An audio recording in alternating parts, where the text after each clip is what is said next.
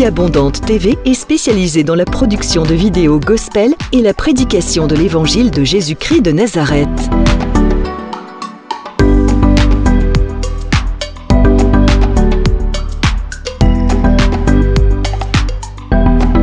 N'hésitez pas à vous abonner à notre chaîne YouTube Vie Abondante TV et sur notre page Facebook.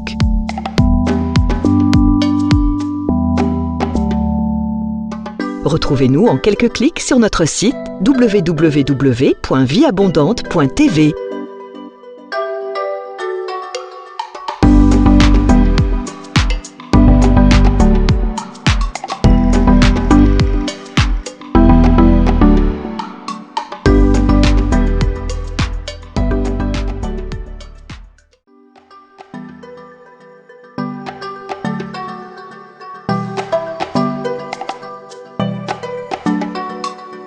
Vie Abondante TV est spécialisée dans la production de vidéos gospel et la prédication de l'évangile de Jésus-Christ de Nazareth.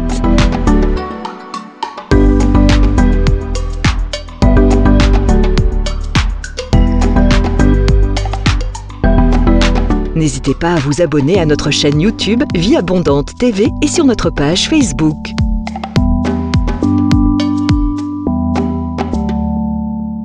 Retrouvez-nous en quelques clics sur notre site www.vieabondante.tv.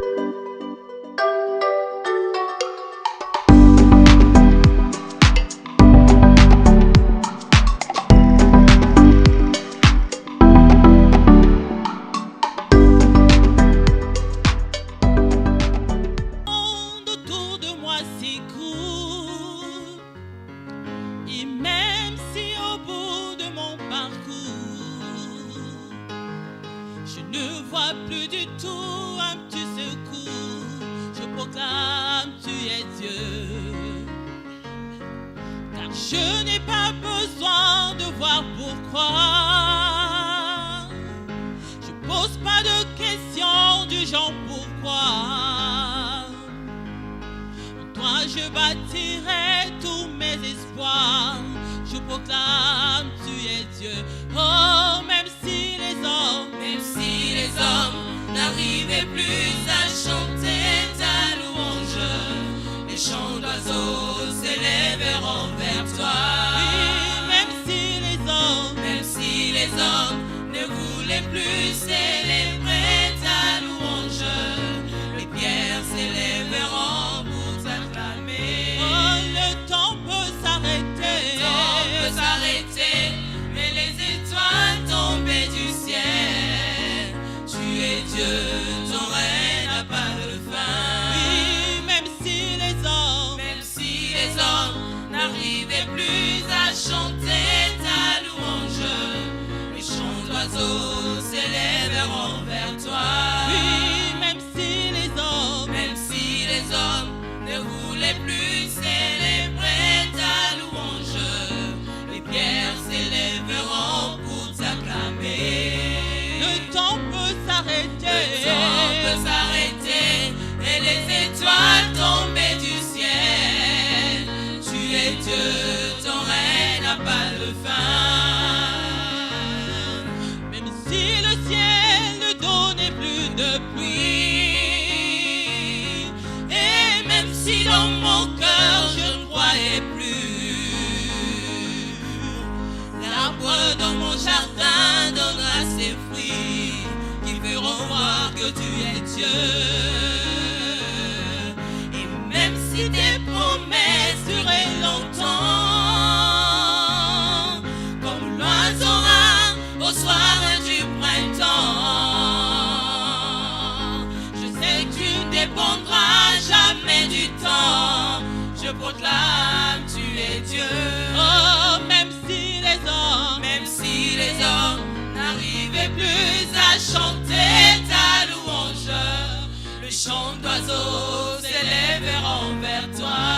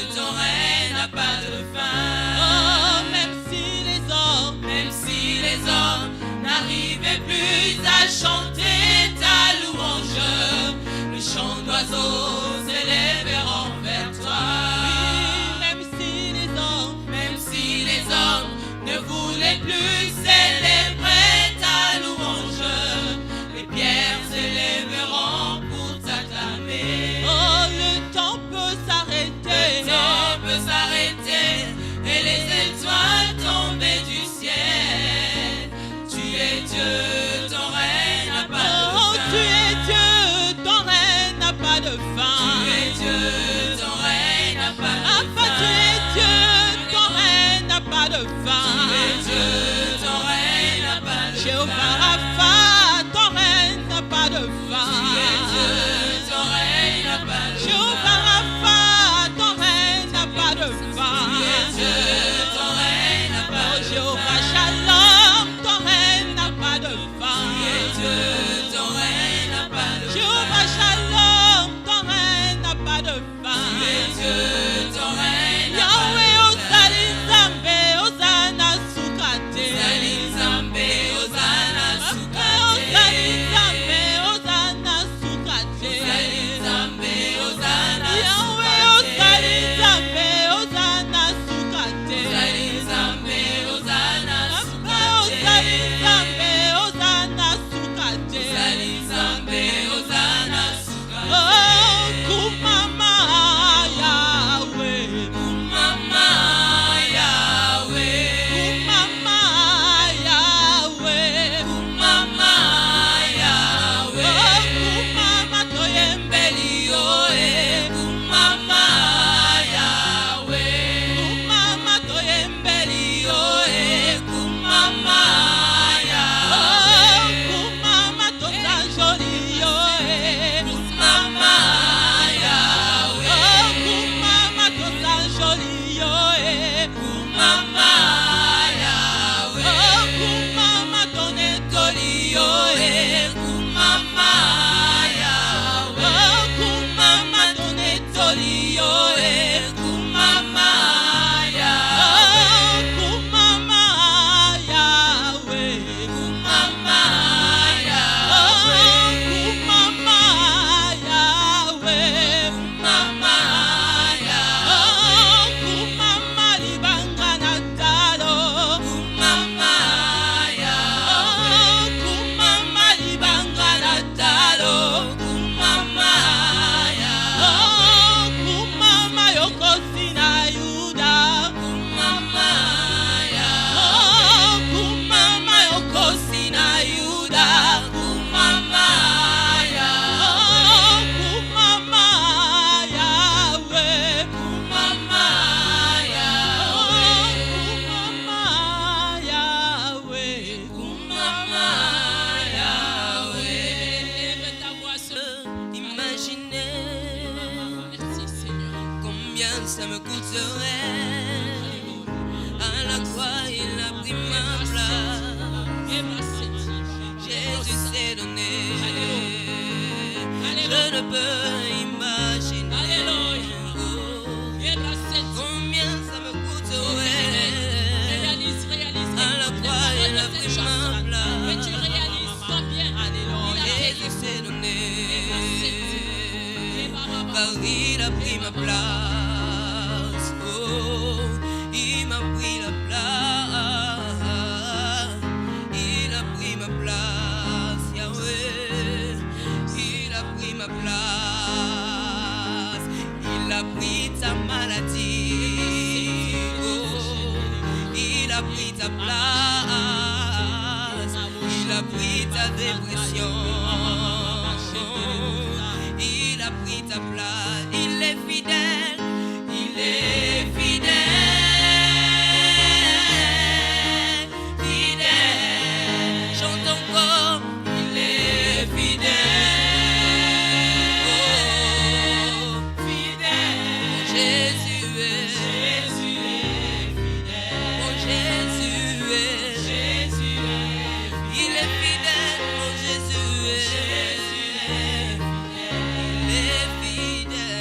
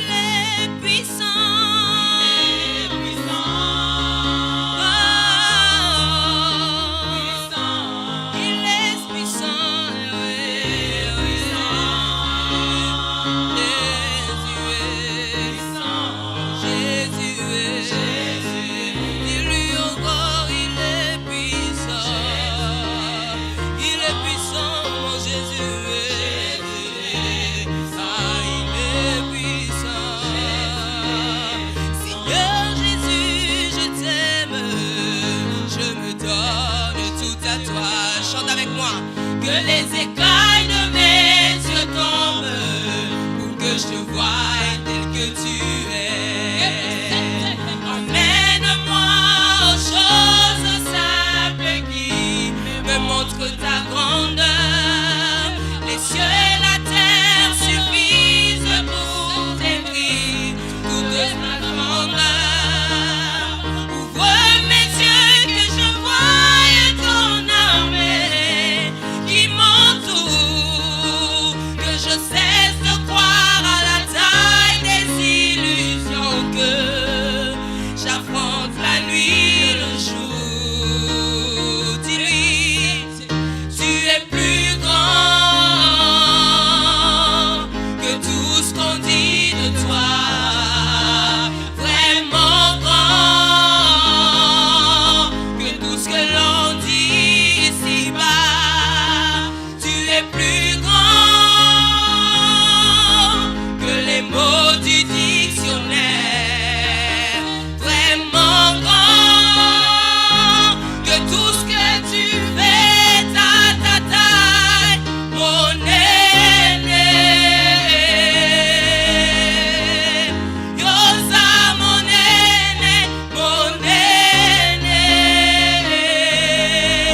Yosa,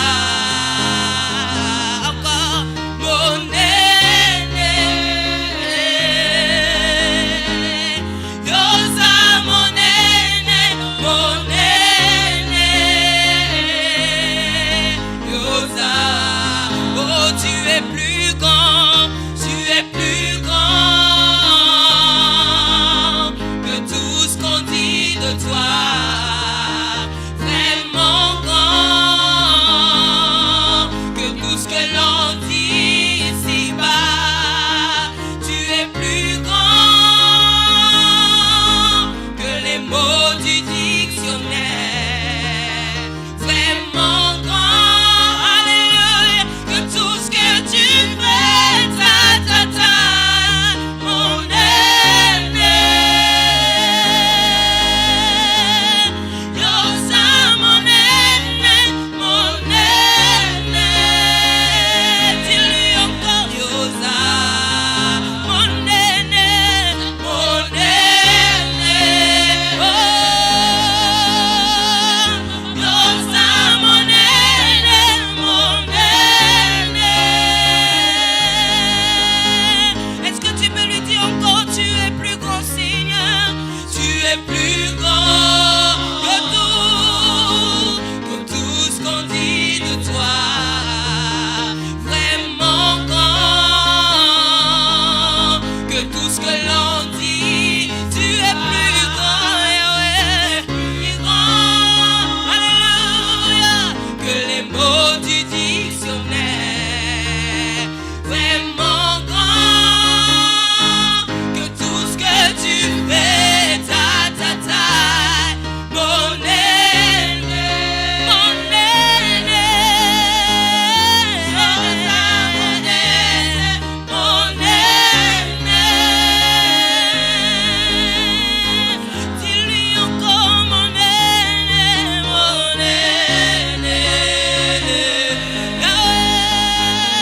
Yosa, mon aîné, mon aîné.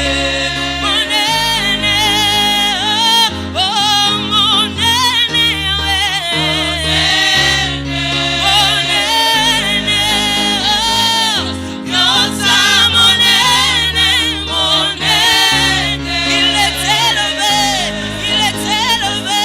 Dis-lui, mon aîné, mon aîné. Yosa, mon aîné, mon aîné. Oh mon aîné, mon aîné, mon aîné. Yosa, mon aîné, mon aîné. Oh Yosa.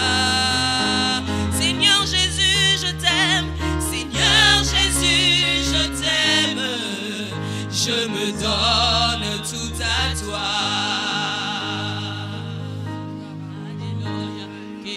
shentelebos eke mama shinteleba santa eke Nazobondela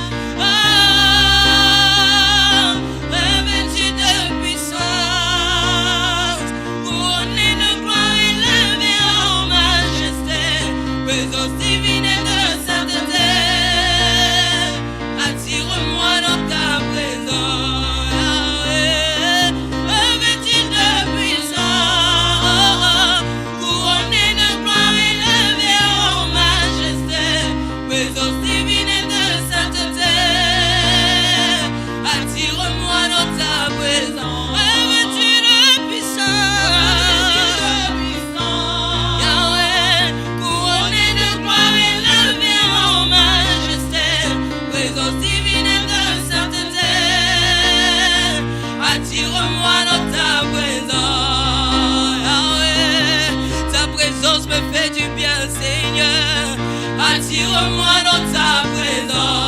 Oh, ta présence me fait du bien, Yahweh. Attire-moi dans ta présence. Je veux demeurer encore une fois dans ta présence, amour, Yahweh, Yahweh. Attire-moi dans ta présence. Oh, attire-moi dans ta présence, Yahweh. Oh, Yahweh, Yahweh. Attire-moi dans ta présence. Je veux demeurer dans ta présence, Yahweh. Attire-moi dans ta présence. Ta présence me fait du bien, Seigneur. Elle me fait du bien, Yahweh, Yahweh. Attire-moi dans ta présence, Papa. Emmène-moi encore dans les profondeurs de ton esprit. Attire-moi dans ta présence, Yahweh, dans les profondeurs de ton amour, Seigneur.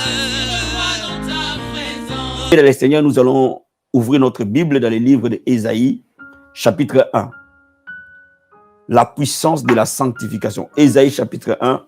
Nous allons lire les versets 10 et nous allons descendre. Ésaïe, chapitre 1, verset 10. À partir du 10e verset, nous allons commencer à descendre jusqu'en bas, jusqu'au verset 19. La Bible dit ceci. Écoutez la parole de l'Éternel.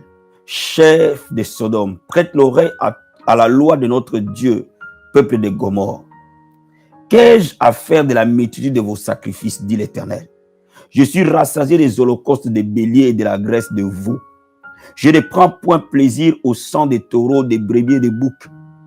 Quand vous venez vous présenter devant moi, qui vous demande d'essuyer mon parvis?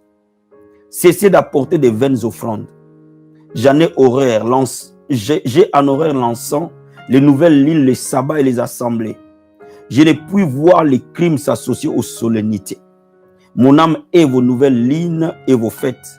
Elles me sont à charge, je suis là de les supporter. Quand vous étendez vos mains, je détourne de vous mes yeux. Quand vous multipliez les prières, je n'écoute pas, vos mains sont pleines de sang. Lavez-vous, purifiez-vous, ôtez de devant mes yeux la méchanceté de vos actions. Cessez de faire le mal. Apprenez à faire le bien. Recherchez la justice, protégez l'opprimé, faites droit à l'orphelin, défendez la veuve. Venez et plaidons, dit l'Éternel. Si vos péchés sont comme les cramoisis, ils deviendront blancs comme la neige. S'ils sont rouges comme la pourpre, ils deviendront comme la laine. Si vous avez de la bonne volonté et si vous êtes docile, vous mangerez les meilleures productions du pays. Amen. Regardons l'autre verset dans Proverbe chapitre 28, verset 13. Proverbe chapitre 28. Proverbe 28, verset 13. Proverbe chapitre 28, verset 13.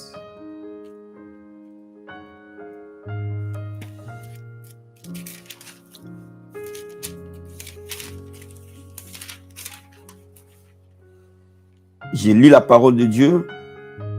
Celui qui cache ses transgressions ne prospère pas, mais celui qui les avoue et les déleste obtient miséricorde. Est-ce qu'on peut acclamer la parole du Seigneur? Regardons un autre verset du Nouveau Testament, 1 Corinthiens chapitre 4. 1 Thessaloniciens plutôt, 1 Thessaloniciens chapitre 4. 1 Thessaloniciens chapitre 4. Et je vais te prendre verset 3 et verset 7. La Bible dit, ce que Dieu veut, c'est votre sanctification. C'est que vous vous absteniez de l'impudicité. Verset 7.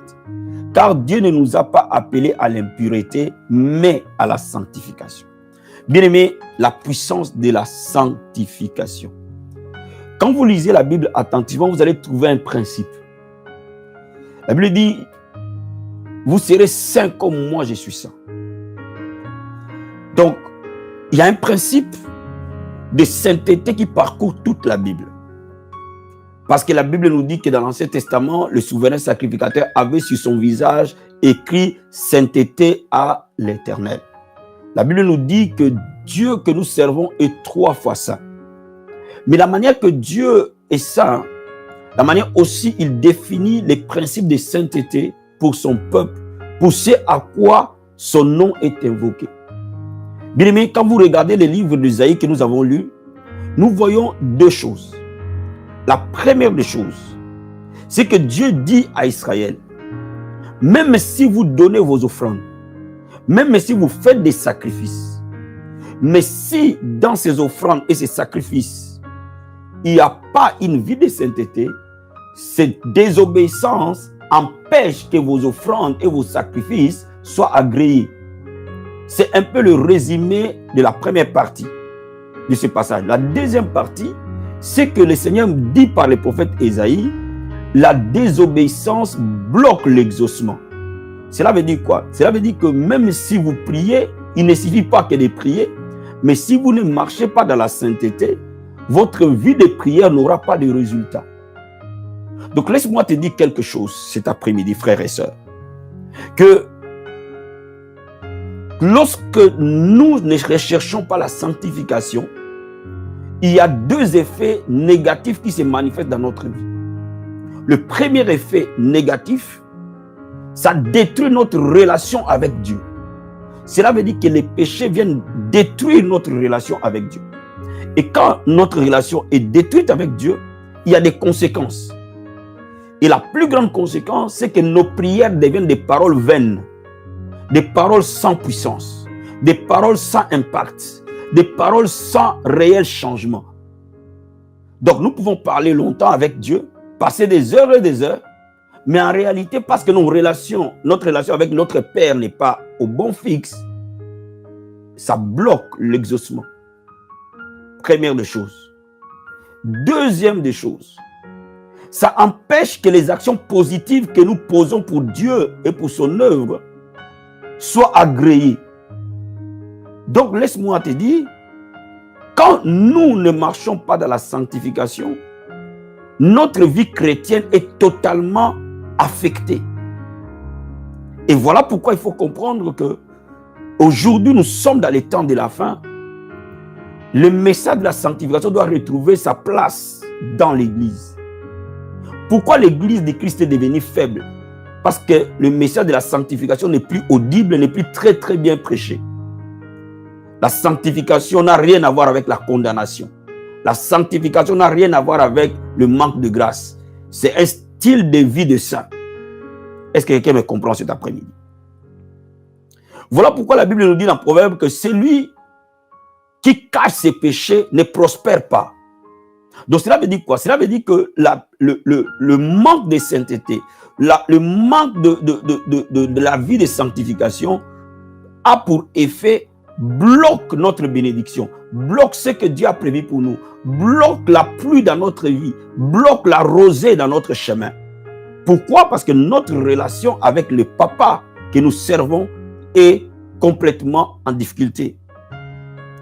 Et la Bible nous dit dans le Nouveau Testament, parce que j'aime bien, l'Ancien Testament c'est l'image, le Nouveau Testament c'est l'accomplissement. Donc nous voyons que la sanctification qui était déjà exigée dans l'Ancien Testament est réexigée dans le Nouveau Testament. L'apôtre Paul nous dit deux faits essentiels.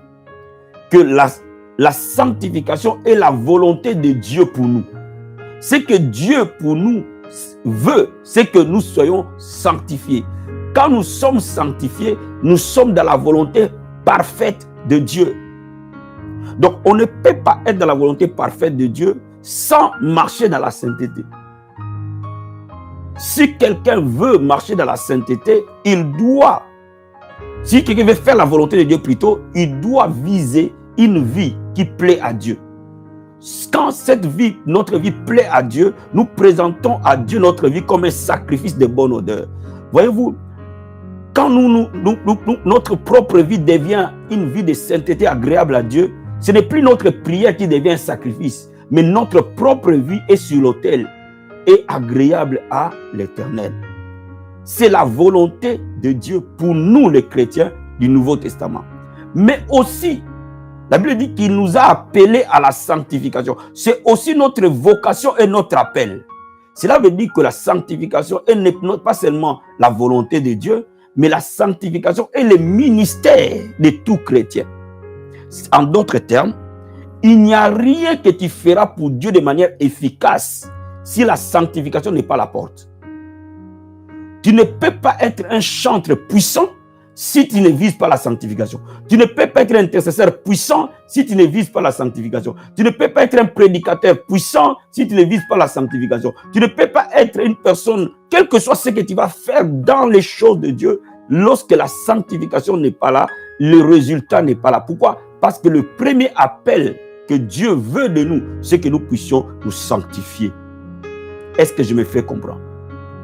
Donc, bien aimé, il y a un lien de causalité entre notre marche avec Dieu et notre relation avec Dieu. Il y a un lien fort entre notre façon de marcher avec Dieu et notre relation avec lui. Vous ne pouvez pas avoir une vraie intimité avec Dieu si vous ne voyez pas que le chemin qui nous amène à cela, c'est la sanctification. Donc la sanctification implique à la fois la repentance, 1, 2, le changement d'attitude, et 3, l'obéissance à la parole de Dieu. Donc, ce processus-là qui doit être notre processus de tous les jours, nous devons, non parce que nous avons la vie de prière, nous avons la vie de la foi, nous devons aussi avoir la vie de sanctification. Ça doit être une quête, un processus de tous les jours que l'homme veut nécessairement plaire à son Dieu. Quand vous lisez Deutéronome chapitre 28, versets 1, 2 et 15, vous voyez 2 portes. Il y a 2 boulevards, il y a 2 routes. Lorsque vous obéissez à la voix de l'Éternel, cela vous amène à la route de la bénédiction. Et lorsque vous désobéissez à la voix de l'Éternel, cela vous amène à la route de la malédiction. Donc cela veut dire quoi? Cela veut dire que je suis l'acteur principal de ma propre destinée. Tu es l'acteur principal de ta propre destinée. Les choix que tu fais, la décision que tu prends de marcher pour craindre Dieu et d'être agréable à Dieu, ouvre naturellement la porte à tout ce que Dieu est, à tout ce que Dieu a. Est-ce que je me fais comprendre? Est-ce que quelqu'un me saisit cet après-midi? Mais il y a un verset de la Bible qui m'a toujours touché le jour où le Seigneur a permis que je puisse tomber sur ce verset. Je l'avais toujours lu, mais le jour où le Saint-Esprit a ouvert mon esprit pour que je comprenne, cela m'a beaucoup révolutionné. Jean chapitre 14. Jean 14. Jean 14. Verset 21 et verset 23. Écoute ce que la Bible dit. Celui qui a mes commandements et qui les garde, c'est celui qui m'aime. Et celui qui m'aime sera aimé de mon Père. Je l'aimerai et je me ferai connaître à lui. Ça, c'est verset 21. Verset 23. Jésus lui répondit, si quelqu'un m'aime, il gardera ma parole. Et mon Père l'aimera. Et nous viendrons à lui et nous ferons notre demeure chez lui. Comment? Jésus dit, ça c'est le Nouveau Testament. Jésus dit, celui qui aime Dieu, craint Dieu. Cela veut dire quoi? Ma crainte de Dieu détermine mon amour envers Dieu. Oh, comment? Je sais que j'aime Dieu quand je le crains. Ou alors, le baromètre de l'expression de mon amour envers mon Dieu, c'est de le craindre. En d'autres termes, Dieu cherche un enfant qui le craint. Celui qui craint Dieu aime Dieu. Donc, je ne peux pas dire que j'aime Dieu sans le craindre. Je ne peux pas dire que j'aime Dieu sans me sanctifier. Donc, la crainte de Dieu est le baromètre du Nouveau Testament pour savoir qui est chrétien, qui ne l'est pas. Qui est serviteur, qui ne l'est pas. Donc, ce n'est pas ce que je prêche qui fait de moi serviteur, mais ce que je vis qui fait de moi serviteur. Ce n'est pas ce que je dis qui fait de moi enfant de Dieu, mais ma façon de vivre envers ce Dieu-là fait de moi enfant de Dieu. Mais qu'est-ce qui va se passer? Si réellement je vise à me sanctifier, je vise à plaire à Dieu, qu'est-ce qui va se passer? Il y a 2 effets. La Bible dit que Dieu lui-même va m'aimer. Il y a un premier amour où Dieu nous a aimés, qu'il a envoyé son Fils unique. Ça, c'est le premier amour pour le monde entier. Dieu aime tout le monde, même les païens, même les féticheurs, même les sorciers. Dieu les aime. dans cet amour de départ. Mais il y a une autre dimension d'amour, on l'étudiera attentivement, qui est réservée aux saints. Cet amour-là amène autre chose que simplement la miséricorde universelle. La Bible dit cet amour-là amène la révélation de Dieu. La Bible dit, je me ferai connaître à lui. Cela veut dire quoi? Cela veut dire que si Dieu t'aime, il se fait connaître. En d'autres termes, Dieu montre ses secrets à ses amants, à ses enfants d'amour. Oh, come on. Dieu ne peut pas se révéler à celui qui n'est pas intime. Dieu dit à son intime les secrets de son cœur, comme toute personne parle avec son meilleur ami les secrets de son cœur. Donc Dieu se révèle à nous dès l'instant où il voit en nous cette obéissance, cette sainteté. Donc Dieu va nous montrer des choses inimaginables. Dieu va nous révéler des choses inimaginables. La Bible dit, je me ferai connaître à lui. Donc laisse-moi te dire, la sanctification est la clé du prophétique et des hauts niveaux du prophétique. Parce qu'il y a des niveaux de prophétique, il y a des dimensions de prophétique. De toute façon, cette semaine, on va en parler. Il y a des dimensions de révélation. Donc des dimensions très élevées de révélation appartiennent à ceux qui sont dans les secrets, dans les conseils secrets de Dieu. Est-ce que je me fais comprendre? Est-ce que je me fais comprendre? La deuxième chose, la Bible dit, quand il va nous aimer, lui-même viendra à nous. Oh, come on. Et il viendra faire sa résidence chez nous. Pas simplement le Père et les Fils viendront demeurer en vous. C'est-à-dire que vous commencez à devenir porteur de l'onction, porteur de la divinité. Donc, on ne peut en réalité être réellement le temple du Saint-Esprit que lorsqu'on vit dans la sainteté. Lorsqu'on vise la sanctification, on commence à être porteur de la divinité sur la terre. Ainsi, la Bible dit, nous sommes participants de la nature divine. Voyez-vous, donc vous ne pouvez pas être un chrétien puissant en parole et en œuvre si en réalité, vous ne marchez pas dans la sainteté. Et la puissance, l'onction et l'énergie qui donne vie, qui fait progresser toutes choses.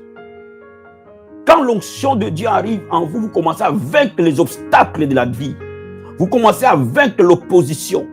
Et vous commencez à percer, à imposer un élan. Quelqu'un me donne amen.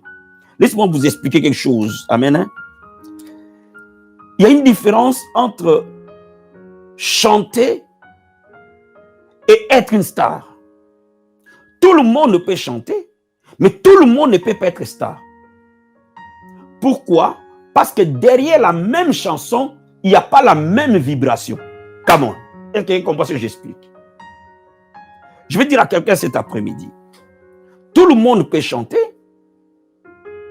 Beaucoup de personnes, en tout cas, peuvent chanter. Mais très peu de personnes peuvent être de vrais stars. Pourquoi? Parce que derrière la même chanson, on ne communique pas la même vie.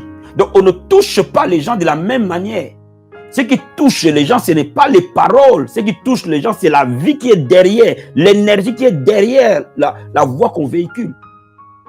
Donc, vous pouvez avoir deux chantres ou avoir plusieurs chants dans la même église, chanter les mêmes chansons et ne pas avoir le même impact. De la même manière, on peut être deux prédicateurs, prêcher le même message, mais ne pas avoir le même effet. Pourquoi? Parce que derrière le message, il y a la vie qui doit être communiquée. Alors, si vous avez la vie de Dieu en vous, parce que Jésus est la vie, les autres vont ressentir cette vie-là. Ils vont venir vers vous. Et vous commencez à réussir. Est-ce que quelqu'un comprend ce que j'explique? Est-ce que quelqu'un comprend ce que j'explique?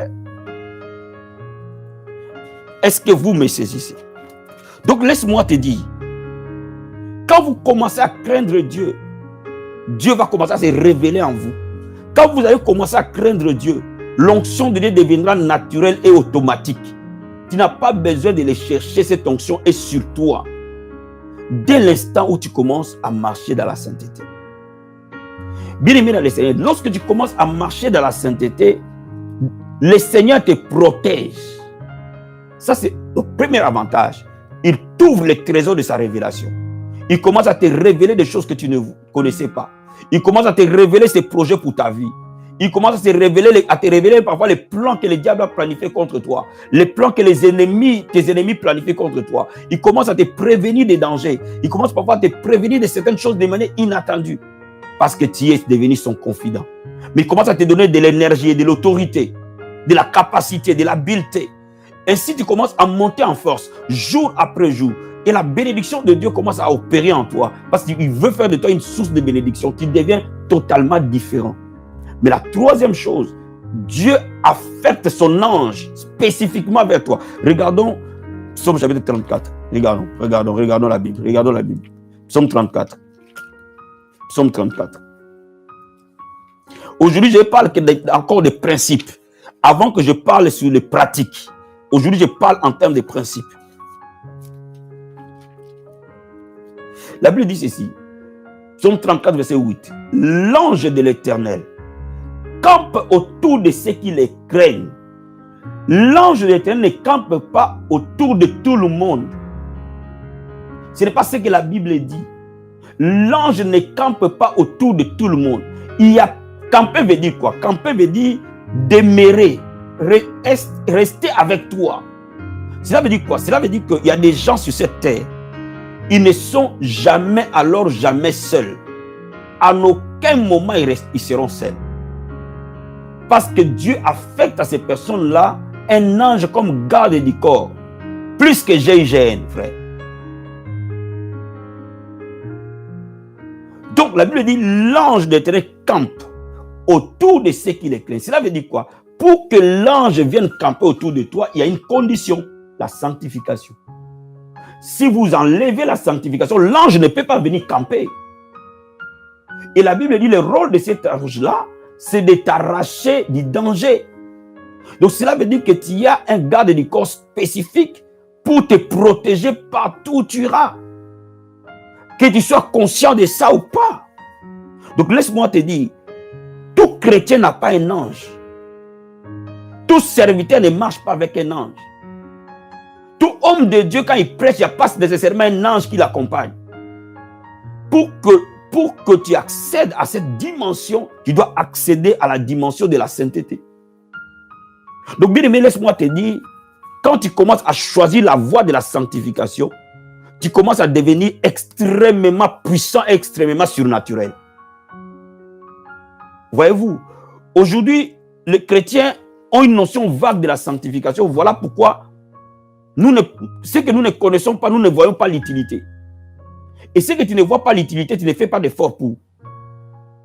Donc laisse-moi t'expliquer que quand tu commences à marcher dans la sanctification, l'ange lui-même va commencer à opérer avec toi.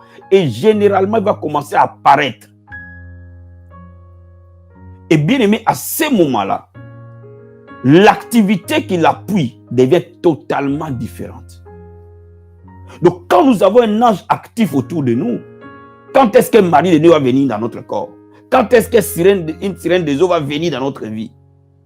Parce qu'il est à notre service.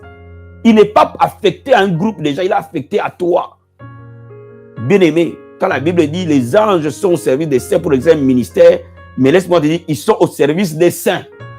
Pas au service de toute personne qui dit que Jésus est Seigneur, au service des saints. Et nous allons voir demain comment entrer dans la dimension de la sainteté, les sphères de la sanctification. Est-ce que quelqu'un comprend ce que j'explique? Donc voyez-vous, l'Église ne peut être puissante que dans la sainteté. Le serviteur de Dieu ne peut être que puissant dans la sainteté. Un enfant de Dieu ne peut être que puissant dans la sainteté. Lorsque nous négligeons la sainteté, nous négligeons notre propre destinée. Est-ce que quelqu'un comprend ce que j'explique? Laisse-moi maintenant te montrer un dernier élément pour te faire comprendre à quoi la sainteté ou la sanctification est extrêmement puissante. Regardons Actes des Apôtres, chapitre 2. Acte 2. Actes des Apôtres, chapitre 2. My Jesus. Versets 37 à 39. La Bible dit ceci. Après avoir entendu ces discours, ils eurent le cœur vivement touché. Et ils dirent à Pierre et aux autres apôtres, « Hommes, frères, que ferons-nous » Pierre leur répondit, repentez-vous et que chacun de vous soit baptisé au nom de Jésus pour le pardon de vos péchés et vous recevrez les dons du Saint-Esprit. Car la promesse est pour vous, pour vos enfants, pour tous ceux qui sont au loin et aussi grand nombre que le Seigneur notre Dieu les appellera. Bien aimé, Israël avait déjà la promesse, mais il y avait un obstacle. Alors il se pose la question, que devons-nous faire? Nous avons des promesses dans notre vie, frère. Dieu nous a promis des choses. Nous avons reçu des prophéties. Nous avons fait des songes. Nous avons fait des rêves. Nous avons eu des visions. Nous avons eu des confirmations. Donc les promesses, nous les avons. Nous avons sa parole. Les promesses, nous les avons. Mais parfois, nous n'accédons pas à la promesse. Et l'apôtre Pierre dit, repentez-vous d'abord. Amen. Et faites-vous baptiser. Donc si tu es déjà baptisé, repentez-vous d'abord. Réglez les problèmes de la sanctification. Réglez ces problèmes. Quand vous êtes sanctifié, vous recevez les dons de Dieu. Parce que la promesse est pour nous. Donc voyez-vous, le péché peut faire obstacle à ce que tu vives les promesses de Dieu. Donc si vous enlevez les causes du péché, gloire soit rendue à Dieu, le sang de Jésus a coulé pour nous. Gloire soit rendue à Dieu, la provision pour notre sainteté est là. Gloire soit rendue à Dieu. Il a tout prévu pour nous.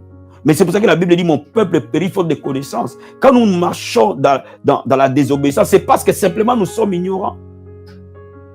Laisse-moi te dire, mon frère et ma soeur, il n'y a pas un seul avantage que le péché peut te donner sans qu'il y ait chagrin derrière. Tu ne peux rien bâtir de stable si le soubassement de la chose est un péché. C'est pour ça que j'ai dit qu'un enfant de Dieu ne prend pas la femme d'autrui et faire de cette femme ta femme à toi. Même si vous vous aimez, vous aurez des problèmes. Ne prends pas le mari d'autrui, faire de lui ton mari à toi. Même si vous vous aimez, vous aurez des problèmes. Le problème n'est pas le fait de vous aimer. Le problème est le soubassement de la chose. Voyez-vous? Une vie qui marche sur la voie du péché est une vie ténébreuse. Même si ça apparaît que cette vie-là réussit, il y aura les ténèbres devant, frère. Mais une personne qui choisit la voie de la sainteté, frère, même si tu vas lentement, même si personne ne te calcule, mais Dieu te calcule. Et tu verras qu'au bout de la course, tu seras peut-être le seul à qui Dieu a agréé. Est-ce que vous comprenez ce que j'explique?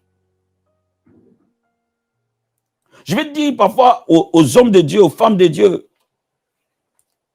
qui se battent dans les ministères, parfois c'est très difficile. Parfois les combats sont immenses. Mais ne fais pas des raccourcis. Accepte le chemin de la sainteté. Ne touche ni à l'occultisme, ne touche ni au fétichisme, ne touche ni aux choses pour remplir des salles, pour faire genre. Bâtis les choses de Dieu dans les soubassements de Dieu, dans la crainte de Dieu. C'est l'unique chose qui te garantit la vie dans les ciels, mais aussi qui protège ta vie et ton ministère. Quand la tempête va souffler, tu resteras debout parce que Dieu veillera à la réussite de ce que tu fais. Bien-aimé dans le Seigneur, la marche avec Dieu n'est pas une marche de mélange ou de compromission. C'est une marche de choix. Choisis de marcher dans la lumière. Parce que Dieu est lumière. Quand tu prends cette décision, tu fais le choix, Dieu va t'aider. Au fait, la sanctification est une décision avant d'être un fait. Et quand tu comprends ces choses, c'est fini. Quand le Seigneur a commencé à m'enseigner sur la sanctification, son importance, son rôle, c'est là où j'ai compris que non, je peux servir Dieu sans être compromis. Je peux servir Dieu sans vivre dans l'impudicité. Je peux servir Dieu. Dieu peut m'élever sans vivre dans les choses bizarres. Cela est très, très possible.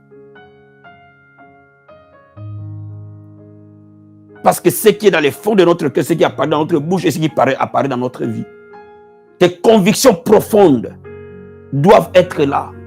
Que tu marches avec Dieu dans la sainteté. Même si l'âge a avancé. Cela ne veut pas dire que parce que l'âge a avancé, que tu dois entrer dans n'importe quelle maison. Cela ne veut pas dire parce que tu as 40 ans, que tu peux même prendre le mari de la voisine. Non. Non. Non. Non. Cela ne veut pas dire que parce que tu n'as pas de papiers et que tu n'aimes pas la personne, parce qu'il est français, tu rentres dans sa maison. Non, tu vas créer plus de problèmes qu'avant. Tant sur cette terre que sur l'éternité. Tu ouvres l'accès au diable pour la destruction. Parce que la protection de Dieu va s'élever. Tu ne seras pas protégé par Dieu. C'est ça le vrai problème. Ta protection sera fissurée. Et parce que ta protection est fissurée, les diables, quels que soient les démons qui aient des passages dans les coins, il va venir te frapper, après il continue sa route. Mène une vie intègre comme Job. Job, même dans les moments difficiles, il est resté intègre à son Dieu. Mène cette vie intègre. Et que Dieu soit fier de nous. Il dit, as-tu vu mon serviteur Hervé? As-tu vu la vie abondante? As-tu vu mon serviteur un tel, ma servante un tel? As-tu vu? Quand nous arrivons à cette dimension, les démons ne peuvent pas rester dans notre présence. Quand nous arrivons à cette dimension, les petites prières font des dégâts dans les cas de l'ennemi. Quand nous arrivons dans cette dimension, la maladie ne peut pas rester devant nous. Voyez-vous? Et vous commencez à progresser, à conquérir. Vous commencez à avancer vite. Parce que vous n'avez pas de poids ni de kilos sur vous. Les péchés sont comme des paquets.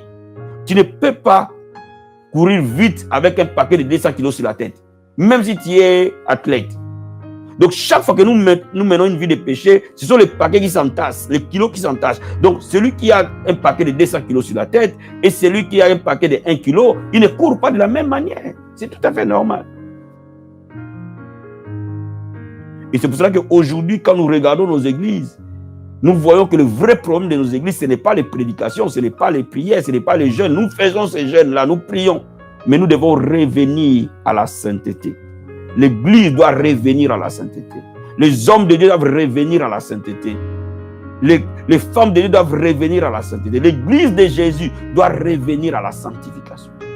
C'est un message important pour notre temps. Et nous deviendrons forts, puissants et glorieux. Cette église glorieuse sera une église sans tache et sans ride.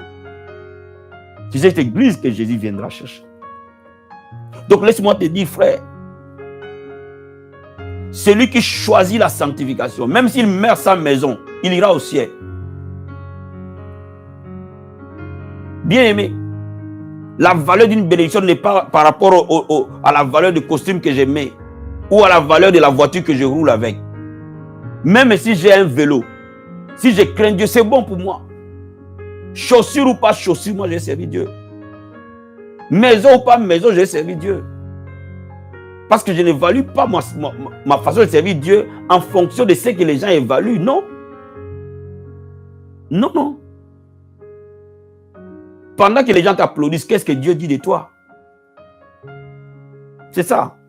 C'est ça le vrai baromètre. Et quand vous arrivez là, frère, c'est fini. Et c'est ça le désir de mon cœur. Et que la vie abondante soit cette église sans tache et sans ride. Où les valeurs de la sainteté sont les valeurs fondamentales. Sont des principes, les rocs sur lesquels nous bâtissons pour le Seigneur. Si nous bâtissons sur ces valeurs, nous avons bâti sur les rocs. Quelle que soit la tempête, nous tiendrons. Mais si nous n'avons pas bâti sur la vérité, si nous n'avons pas bâti sur la sainteté, nous avons bâti un bâtiment en carton. Quand la tempête, la vraie tempête souffle, ce bâtiment tombe.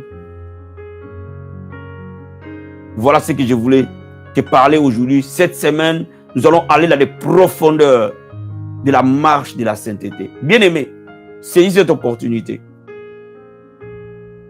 Tu ne seras plus jamais la même personne.